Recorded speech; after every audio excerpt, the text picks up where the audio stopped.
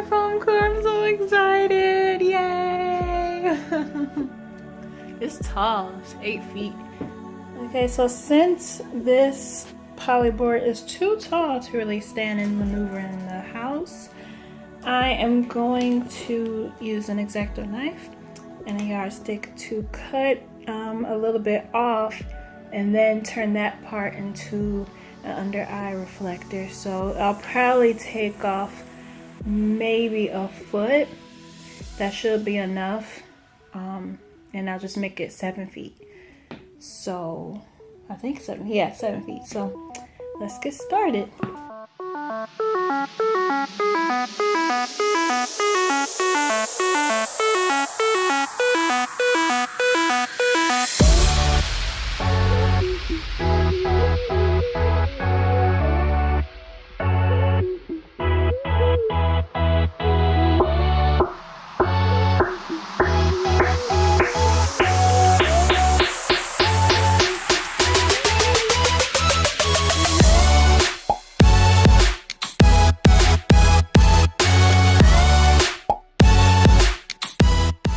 Starting to get dark, but I'm still gonna paint this board.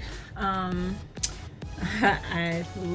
can't find this little stand that goes on top of here, but we'll figure it out. I hope it doesn't rain. It doesn't look like it. I don't think it's supposed to.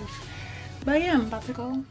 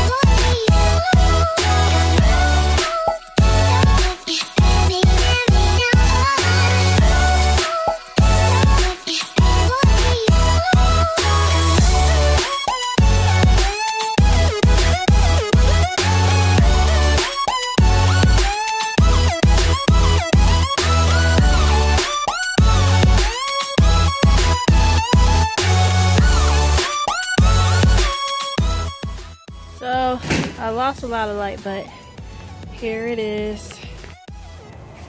Look how pretty it is.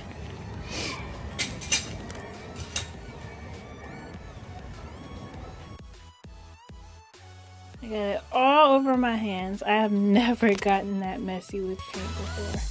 But it was kind of hard because it was cold and I had to maneuver it. So I'm about to